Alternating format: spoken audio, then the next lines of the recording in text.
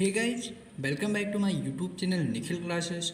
मैं निखिल आज लेके आया हूँ बायोलॉजी की बहुत ही महत्वपूर्ण टॉपिक नर्वस सिस्टम। जी हाँ, आज हम पढ़ेंगे कि नर्वस सिस्टम क्या होता है, अर्थात जिसे हम हिंदी में तंत्रिका तंत्र के नाम से जानते हैं। तंत्रिका तंत्र। आखिर में नर्वस सिस्टम अर्थात तंत्रिका तंत्र क्या होता है, इसका क्या काम होता है, आज हम इन सब के बारे में सीखेंगे। इनके कितने पार्ट होते हैं और उन सभी पार्ट के क्या क्या वर्क होते हैं, आखिर में इन्हें हम समन्वय इकाई क्यों कहते हैं, इन सब के बारे में आज हम चर्चा करेंगे। तो चलिए स्टार्ट करते हैं, लेट्स गो। देखिए, एक ऐसा तंत्र जो सोचने समझने स्मृति रखने के साथ साथ पूरे शरीर का नियंत्रण करता है। आपको दिखाता हूँ, एक मिनट। ये देखिए, एक ऐसा तंत्र जो सोचने समझने स्मृति रखने के साथ साथ पूरे शरीर को नियंत्रित करता है, उन्हीं को हम नर्वस सिस्टम कहते हैं। आप देखिए, सोचने समझने का काम कौन करता है? वैसे तो काम करता है दिमाग, मस्तिष्क, लेकिन वो क्या काम करता है? सोचने समझने का काम करता है। उसका काम नियंत्रण का नहीं होता, बल्कि नर्वस सिस्टम क्या करता है? इसको नियंत्रित करता है, कंट्रोल में लेता है। इतना समझ में आया? देखिए, सोचने समझने, याद रखना और जितनी भी क्रियाएं होती हैं वो सब काम कौन करता है? हमारा दिमाग करता है। लेकिन उसको नियंत्रित करने का काम कौन करता है? नर्वस सिस्टम करता है, अर्थात तंत्रिका तंत्र करता है। तंत्रिका तंत्र जो होता है यह धागानुमा संरचना होता है। यह देखिए दिए है, ये धागानुमा संरचना होती है। धागानुमा मतलब ये धागा के समान होता है। धागा जैसे पतला होता नहीं है, ऐसे ही इसकी भी संरचना होती है। इसे हम तंत्री कोशिका कहते हैं। तंत्री कोशिका, जैसे आप लोग पढ़े होंगे कि शरीर की सबसे छोटी इकाई क्या होती है? कोशिका होती है। ऐसे ही तंत्री कोशिका जो होती है, तंत्री कोशिका कहलाता है, यानी कि नर्वस सिस्टम की सबसे छोटी इकाई भी आप कह सकते हैं। ठीक है, नर्वस सिस्टम की सबसे छोटी इकाई क्या होती है? तंत्री कोशिका होती है। अब देखिए यहाँ पे आपको दिखाता हूँ, तो ये तंत्री कोशिका से मिलकर न्यूरॉन बना होता है। जैसे हम वहाँ पढ़े थे कि सेल से मिलकर कोशिकाओं से मिलकर ऊतक का निर्माण होता है, ऐसे ही तंत्री कोशिकाओं से मिलकर न्यूरॉन का निर्माण होता है। और ये न्यूरॉन जो होती है शरीर की सबसे बड़ी कोशिका होती है। जी हाँ, अगर हम बात करें शरीर की सबसे बड़ी कोशिका के बारे में, एक मिनट, शरीर की सबसे बड़ी कोशिका के बारे में, तो ये आपका न्यूरॉन हो जाएगा। ठीक है, न्यूरॉन। और न्यूरॉन किससे बना होता है? इन तंत्री कोशिकाओं से मिलकर बना होता है। ये तंत्री कोशिका क्या होती हैं? धागा के नुमा एक संरचना होती हैं। और ये न्यूरॉन जो होता है, न्यूरॉन कोशिका कभी भी विभाजित नहीं होती। आप लोगों ने सुना होगा कि जब कहीं भी हमारे बॉडी में अनकंट्रोल सेल डिवीजन हो जाता है, कैंसर का खतरा उत्पन्न हो जाता है ना। लेकिन इस न्यूरॉन में, ये जो न्यूरॉन हमारे मस्तिष्क में पाया जाता है, इसमें सेल डिवीजन नहीं होता। और ये सेल डिवीजन क्यों नहीं होता, मैंने ये सेल चैप्टर में पढ़ा दिया है कि इसका सेल डिवीजन क्यों नहीं होता है। अगर आप लोगों ने वीडियो नहीं देखा है तो एक बार जरूर देखिएगा। वैसे मैं चलिए शॉर्टली आपको बता देता हूँ कि किसी भी कोशिका के अंदर, जैसे आप मान लीजिए, एक मिनट, जैसे देखिए, जैसे ये कोशिका है, कोई कोशिका, ये कोशिका है कोई, जब किसी कोशिका में सेंट्रोजोम प्रेजेंट होता है, सेंट्रोजोम प्रेजेंट होता है, ये किसी सेल है, कोई कोशिका है, जब उसमें सेंट्रोजोम प्रेजेंट होता है तब कोशिका का विभाजन होता है। क्या होता है? कोशिका विभाजन होता। और मैंने इसे बहुत ही अच्छे से बताया है सेल चैप्टर में, आप वहाँ पे जाके देखिएगा। किसी भी जगह अगर किसी भी कोशिका में सेंट्रोजोम पाया जाएगा तो उस सेंट्रोजोम के कारण कोशिका का विभाजन होगा। लेकिन यहाँ पे क्या होता है? यहाँ पे मैंने जो बताया कि न्यूरॉन जो होता है, न्यूरॉन कोशिका कभी भी विभाजित नहीं होती। क्यों? क्योंकि इसके अंदर सेंट्रोजोम उपस्थित नहीं होता है। अभी मैंने आपको बताया था कि हमारे शरीर में या कोशिका जो है सभी गतिविधियों के लिए जिम्मेदार है ना। जैसे कि मैंने बताया, सोचने समझने, याद रखना और पूरे शरीर को नियंत्रण करने का काम करता है। इसीलिए देखो, हमारे शरीर के कार्य के सभी प्रकार की गतिविधियों के लिए जिम्मेदार है। इसीलिए हम इसे कार्यात्मक समन्वय इकाई भी कहते हैं, यानी कि फंक्शनल कोऑर्डिनेशन यूनिट। ओके, अभी फंक्शनल कोऑर्डिनेशन यूनिट, वैसे आप इंग्लिश में याद किए तो ज़्यादा बेहतर होगा। अब देखिए इसके वर्क क्या क्या हैं। देखिए, सभी प्राणियों का तंत्रिका तंत्र जो होता है, यानी कि आपका जो नर्वस सिस्टम बताया है मैंने, ये नर्वस सिस्टम जो होता है, सभी प्राणियों का तंत्रिका तंत्र अति विशिष्ट प्रकार की कोशिकाओं से बनता है। अति विशिष्ट मतलब एक विशेष प्रकार की कोशिका उसमें पाई जाती हैं, बनता है, जिन्हें हम क्या कहते हैं, तंत्रिका कोशिका कहते हैं। जिन्हें हम क्या कहते हैं, तंत्रिका कोशिका कहते हैं। यही तंत्रिका कोशिका जो होती है हमारी बातों को नियंत्रित करती है, हमारी स्मृति को याद रखने के लिए नियंत्रित करती है, सोचने समझने को नियंत्रित करती है। ये किसका काम होता है, न्यूरॉन का होता है, सॉरी तंत्र का काम होता है, नर्वस सिस्टम का। ठीक है, अब देखिए विभिन्न प्रकार के उद्दीपनों का पहचान कर ग्रहण करता है तथा इन्हें संचार करता है। संचार करता है मतलब भेजता है। जैसे आप लोग सोचते होंगे, आप लोगों ने कभी भी सोचा होगा कि हाँ ये बात हमारे लिए सही हो सकती है। आप लोगों ने सोचा होगा कि क्या मैं ये जो बात बोलूँगा ये सही है दूसरों के सामने कि गलत। तो ये सोचने का काम कौन करता है, ये नर्वस सिस्टम ही करता है, ये तंत्र का ही काम होता है। अब देखिए इनके मेनली 3 पार्ट होते हैं, इनके 3 भाग होते हैं। एक होता है साइटोन, डेंड्रॉन और एक्सॉन। ये इसके 3 पार्ट होते हैं। आप जो आप फोटो देख रहे हैं इसमें, ये इन तीनों पार्ट हैं, साइटोन, डेंड्रॉन और एक्सॉन। ठीक है, ये किसके पार्ट हैं, आपके नर्वस सिस्टम के 3 पार्ट, साइटोन, डेंड्रॉन और एक्सॉन। अब हम इन तीनों के बारे में अच्छे से पढ़ेंगे कि साइटोन का क्या वर्क होता है, डेंड्रॉन का क्या वर्क होता है और एक्सॉन का क्या वर्क होता है। तो चलिए स्टार्ट करते हैं। देखिए मेनली अगर हम बात करें साइटोन के बारे में, सबसे पहले देखिए साइटोन जो होता है यह तंत्र का मुख्य भाग होता है। मेनली पार्ट ये होता है, सबसे ज़्यादा अहम है ये किसके लिए, नर्वस सिस्टम के लिए। तंत्र का मुख्य भाग होता है। इसमें एक केंद्रक तथा एक कोशिका द्रव्य उपस्थित होता है। ठीक है, इसकी कोशिका द्रव्य में अनेक प्रोटीन युक्त रंगीन कण पाए जाते हैं, जिन्हें हम निसेल्स कण कहते हैं। ठीक है, निसेल्स कण क्यों कहते हैं, क्योंकि इसके अंदर कोशिका द्रव्य होता है और एक रंगीन कण पाया जाता है, और वो रंगीन कण जो होता है उसमें प्रोटीन उपस्थित होता है, इसलिए हम इन्हें निसेल्स कण के नाम से जानते हैं। स्त्रियों की तंत्रिका कोशिका के केंद्रक के समीप ये बारी से घेरा होता है। ठीक है, जैसे आप लोगों ने देखा होगा वो शेर का जाल होता नहीं, जाल, ऐसे ही ये बारी भी होता है। ये स्त्रियों में होता है। स्त्रियों की तंत्रिका कोशिका के केंद्रक के समीप मतलब उसके आसपास क्या होता है, बारी से घेरा होता है। तो ये साइटोन के काम हो गए कि साइटोन जो होता है तंत्र का मुख्य भाग होता है। इसमें केंद्रक कोशिका द्रव्य उपस्थित होता है। इसकी कोशिका द्रव्य में अनेक प्रोटीन और रंगीन कण पाए जाते हैं, इसलिए हम इन्हें निसेल्स कण कहते हैं। और महिलाओं में यानी कि स्त्रियों में क्या होता है, इन केंद्रक के समीप बारी से घेरा होता है। अब बात करते हैं डेंड्रॉन के बारे में। तो आप देख रहे हैं डेंड्रॉन क्या होता है, साइटोन से प्रवर्धित होकर लगातार विभाजित होने वाले छोटे तंतु जिनमें निसेल्स कण पाए जाते हैं, डेंड्रॉन कहलाता है। निसेल्स कण क्या कहलाता है, जिसमें आपकी कोशिका द्रव्य उपस्थित हो और प्रोटीन युक्त रंगीन कण उपस्थित हो, उन्हें निसेल्स कण कहते हैं।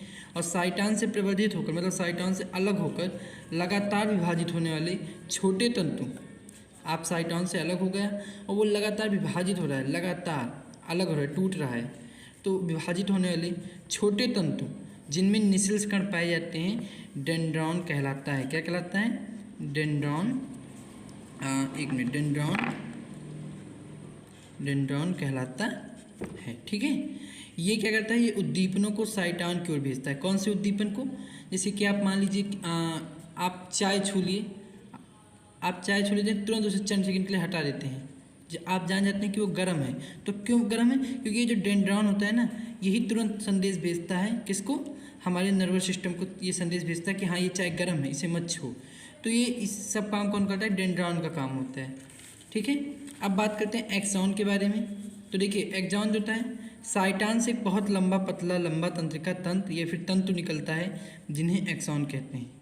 साइटोन से, जैसे आप ये साइटोन अभी आपने पढ़ा, ये साइटोन, तो ये क्या करता है, साइटोन से बहुत ही लंबा पतला लंबा तंत्रिका तंत्र निकलता है या फिर तंतु निकलता है, जिन्हें हम क्या कहते हैं, एक्सॉन कहते हैं। एक्सॉन जो होता है, एक्सॉन का अंतिम सिरा सखित तथा प्रत्येक सखित भाग का अंतिम छोर पर एक लड़ीनुमा संरचना पाई जाती है, जिसे सिनेप्टिक नोब्स कहते हैं। आप जो ऊपर चित्र देख रहे हैं, ये ऊपर जो पिछला पार्ट होता है, सबसे लास्ट का पार्ट होता है, ये कैसा होता है, लड़ी की नुमा। लड़ी नुमा मतलब गोल गोल होता है, ये थोड़ा गोल होता है, इसी के लिए हमने क्या कहते हैं, सिनेप्टिक नोब्स के नाम से जानते हैं।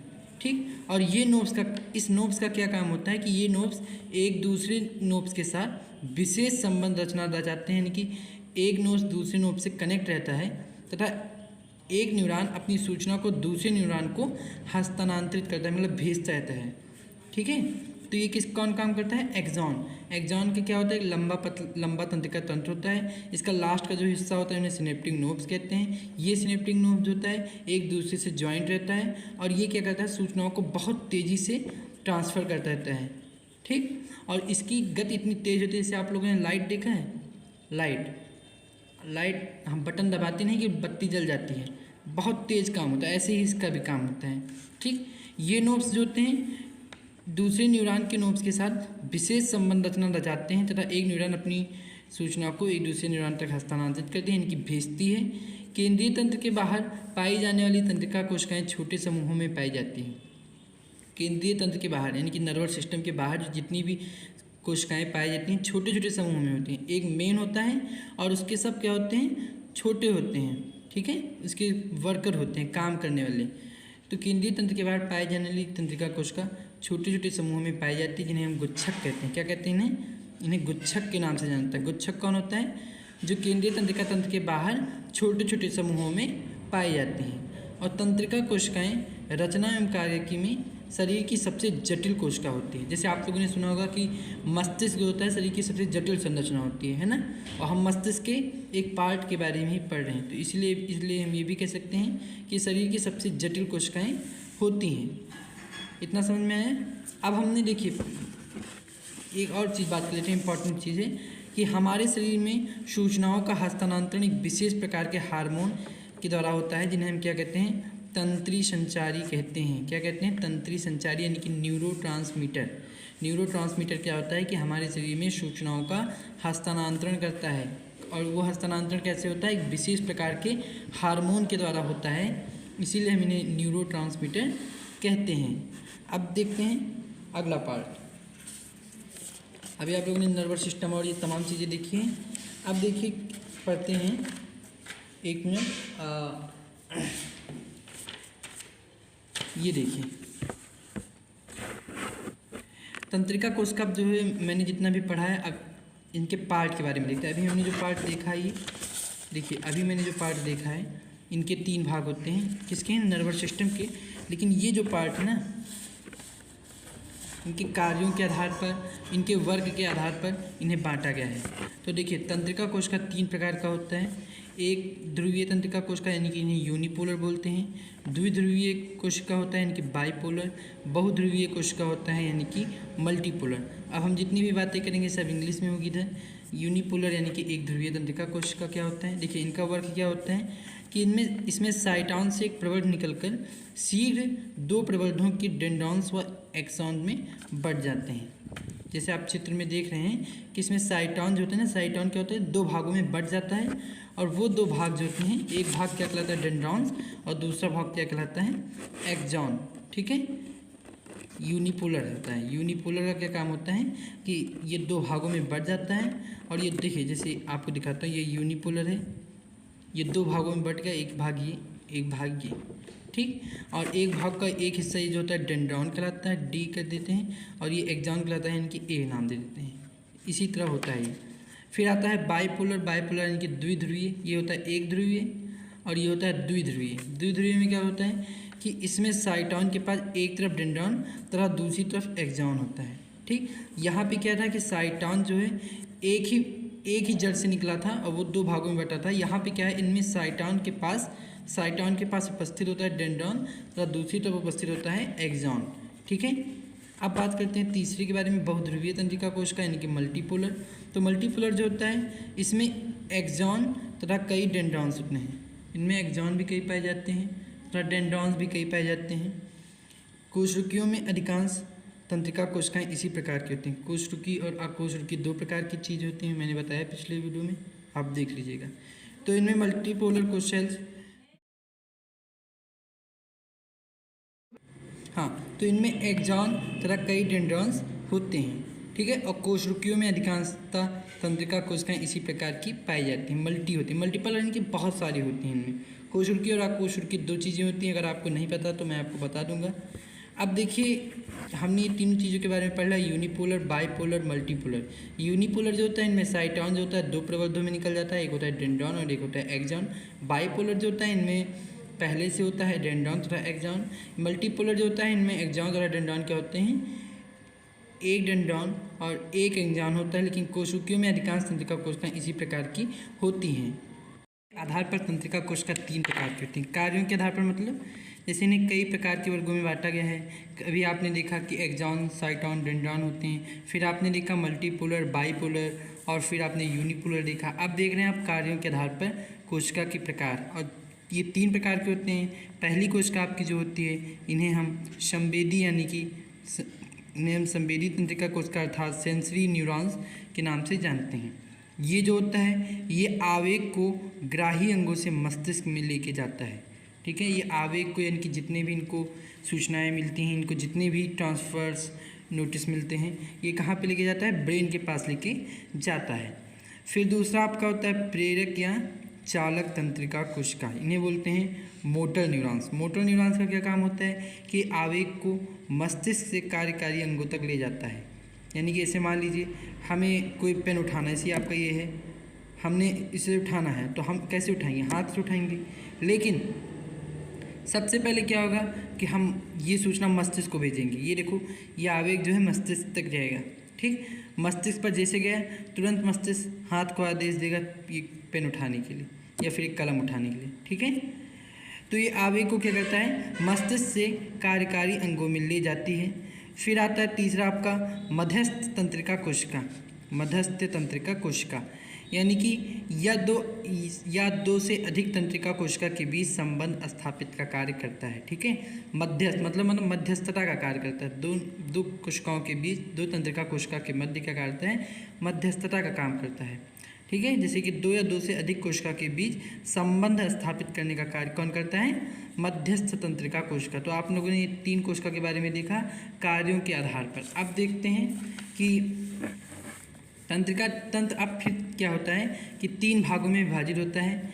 एक होता है केंद्रीय तंत्रिका तंत्र, एक होता है परिधीय तंत्रिका तंत्र, एक होता है स्वायत्त तंत्रिका तंत्र, जैसे आप लोग अक्सर सुनते हैं। केंद्रीय तंत्रिका तंत्र क्या होता है, इन्हें सेंट्रल नर्वस सिस्टम नाम से जानते हैं। केंद्रीय तंत्रिका तंत्र इन्हें हम सेंट्रल नर्वस सिस्टम भी कहते हैं। इसके अंदर आप पढ़ेंगे ब्रेन और स्पाइनल कॉर्ड के बारे में, यानी कि मस्तिष्क और स्पाइनल कॉर्ड यानी कि मेरुरज्जु के बारे में। परिधीय तंत्रिका तंत्र यानी कि इन्हें हम इंग्लिश में बोलते हैं पेरिफेरल नर्वस सिस्टम, इसमें आप शरीर की जितनी भी नर्व्स शामिल है वो पढ़ेंगे। स्वायत्त तंत्रिका तंत्र ऑटोनोमिक नर्वस सिस्टम होता है, इसमें ब्रेन से आती पतली झिल्ली जो होती हैं उनके बारे में आप यहाँ अध्ययन करेंगे। लेकिन ये सब वीडियो आपको ये सब टॉपिक का वीडियो आपको नेक्स्ट वीडियो में मिलेगा। चलिए मैं एक बार फटाफट उन सभी चीज़ को रिवीजन कर लेते हैं जो हमने आज पढ़ा है। तो अभी हमने पढ़ा जैसे कि नर्वस सिस्टम क्या होता है, हमने सीखा नर्वस सिस्टम यानी कि तंत्रिका तंत्र। तंत्रिका तंत्र एक ऐसा तंत्र होता है जो सोचने, समझने और स्मृति रखने के साथ साथ क्या करता है, पूरे शरीर का नियंत्रण करता है। ठीक है, वैसे सोचने, समझने, याद रखने का काम तो हमारा दिमाग करता है, लेकिन उसे नियंत्रित कौन करता है, कंट्रोल कौन करता है, तो नर्वस सिस्टम करता है। यह जो होता है धागानुमा एक संरचना होती है जिसे हम तंत्रिका कोशिका कहते हैं। जैसे हमने बताया कि बॉडी का सबसे छोटी इकाई जो होती है सेल होता है, ऐसे ही इसकी सबसे छोटी इकाई क्या होती है, तंत्रिका कोशिका होती है। तंत्रिका कोशिका से मिलकर न्यूरॉन का निर्माण होता है। न्यूरॉन होता है इसका कभी विभाजन नहीं होता। विभाजन क्यों नहीं होता, क्योंकि इसके अंदर सेंट्रोजोम उपस्थित नहीं होते और ये शरीर की सबसे बड़ी कोशिका कहलाती है। हमारे शरीर में यह कोशिका सभी प्रकार की गतिविधियों के लिए जिम्मेदार है, इसीलिए हम इन्हें फंक्शनल कोऑर्डिनेशन यूनिट भी कहते हैं, कार्यात्मक समन्वय इकाई के नाम से जानते हैं। अब देखिए ये क्या काम, इसका मेनली वर्क क्या होता है कि सभी प्राणियों का तंत्रिका तंत्र अति विशिष्ट प्रकार की कोशिकाओं से बना होता है, इसीलिए हम इन्हें तंत्रिका कोशिका कहते हैं। ठीक है, विभिन्न प्रकार के उद्दीपनों को पहचान को ग्रहण करता है तथा क्या करता है, संचारण करता है, मतलब भेजता है, जहाँ जिसको जिसकी आवश्यकता होती है वहाँ पे भेज देता है। फिर इनके तीन भाग देखे हमने, साइटॉन, डेंड्रॉन, एक्सॉन। फिर हमने इनके वर्क देखे क्या क्या होते हैं। साइटॉन जो होता है यह तंत्रिका तंत्र का मुख्य भाग होता है, इसमें एक केंद्रक तथा कोशिका द्रव्य होता है। इसकी कोशिका द्रव्य में अनेक प्रोटीन युक्त रंगीन कण पाए जाते हैं जिन्हें निसेल्स कण के नाम से जानते हैं। और स्त्रियों में ये तंत्रिका कोशिका क्या होती है, जो केंद्रक होता है इसके समीप क्या होता है, बारबारी घेरी रहती है। फिर हमने डेंड्रॉन देखा कि यह साइटॉन से प्रवर्धित होकर लगातार विभाजित होने लगती। छोटे तंतु जिनमें निसल्स कण पाए जाते हैं डेंड्रॉन्स कहलाता है। ये उद्दीपनों को साइटॉन की ओर भेजता है। फिर हमने देखा एक्सॉन के बारे में कि साइटॉन से बहुत लंबा तंतु निकलता है जिन्हें एक्सॉन कहते हैं। एक्सॉन का अंतिम सिरा सखित तथा प्रत्येक सखित भाग का अंतिम छोर पर लड़ीनुमा संरचना पाई जाती है जिन्हें हम क्या कहते हैं, सिनेप्टिक नोड्स कहते हैं। और ये सिनेप्टिक नोड्स का क्या काम होता है कि एक न्यूरॉन को दूसरे न्यूरॉन से जोड़ के रखता है और ट्रांसफ़र करता है कोई विशेष सूचना को। फिर क्या काम है, केंद्रीय तंत्र के बाहर पाए जाने वाले तंत्रिका कोशिकाएं छोटे छोटे समूह में पाई जाती हैं जिन्हें हम गुच्छक कहते हैं। तंत्रिका कोशिका रचना एवं कार्यकी के शरीर में जटिल कोशिका होती है। ठीक है। फिर हमने देखा कि हमारे शरीर में सूचनाओं का हस्तांतरण होता है जिन्हें एक विशेष प्रकार का हार्मोन होता है, उसके द्वारा सूचनाओं को भेजा जाता है, ट्रांसफ़र किया जाता है, जिन्हें हम न्यूरोट्रांसमीटर कहते हैं। ठीक। फिर हमने देखा तंत्रिका तंत्र के तीन प्रकार होते हैं। एक होता है यूनिपोलर, एक होता है बाइपोलर, एक होता है मल्टीपोलर। यूनिपोलर जो होता है ये साइटॉन से निकल के दो प्रवर्धों में डेंड्रॉन तथा साइटॉन में बढ़ जाते हैं। फिर बाइपोलर जो होता है इनमें साइटॉन जो होता है एक तरफ डेंड्रॉन तथा दूसरी ओर क्या होता है, एक्सॉन होता है। मल्टीपोलर हमने देखा कि इनमें एक जॉन तथा कई डेंड्रॉन होते हैं। मल्टी मतलब मल्टीपल होते हैं इनमें। कोशिकाओं में अधिकांश तंत्रिका कोशिकाएं इसी प्रकार की होती है जबकि अकोशिकाओं में ऐसा नहीं होता। फिर हमने कार्यों के आधार पर तंत्रिका कोशिका के प्रकार देखे। संवेदी तंत्रिका कंस यानी कि सेंसरी न्यूरॉन्स, मोटर न्यूरॉन्स और इंटर न्यूरॉन्स देखा कि आवेगों को ग्राही अंगों तक मस्तिष्क में लेके जाता है। ये आवेग को क्या करता है, मस्तिष्क से कार्यकारी अंगों तक ले जाता है जहाँ पे इसको काम करना होता है। फिर हमने मध्यस्थ देखा कि यानी कि दो न्यूरॉन्स के बीच संबंध स्थापित करता है। फिर हमने बात किया कि तंत्रिका तंत्र के 3 भाग होते हैं। केंद्रीय तंत्रिका तंत्र यानी कि सेंट्रल, फिर होता है पेरिफेरल और एक होता है ऑटोनोमिक यानी कि इसके अंदर ब्रेन आता है, स्पाइनल कॉर्ड आता है, शरीर की सारी नर्व्स इसमें शामिल है। ब्रेन की जितनी भी झिल्लियाँ हैं हम इस स्वायत्त के अंतर्गत पढ़ते हैं। तो हमने आज इन चीज़ों की चर्चा की है। हम नेक्स्ट वीडियो में देखेंगे केंद्रीय तंत्रिका के पार्ट देखेंगे। ठीक है। और फिर उसके बाद हम देखेंगे कि क्या होता है परिधीय तंत्रिका तंत्र, स्वायत्त तंत्रिका तंत्र क्या होता है, इन सब के बारे में हम चर्चा करेंगे। आई होप आपको ये वीडियो पसंद आई हो। अगर आपको ये वीडियो पसंद आए तो चैनल को लाइक, कमेंट और सब्सक्राइब करें और साथ ही साथ इसको शेयर ज़रूर करें। तब तक के लिए धन्यवाद।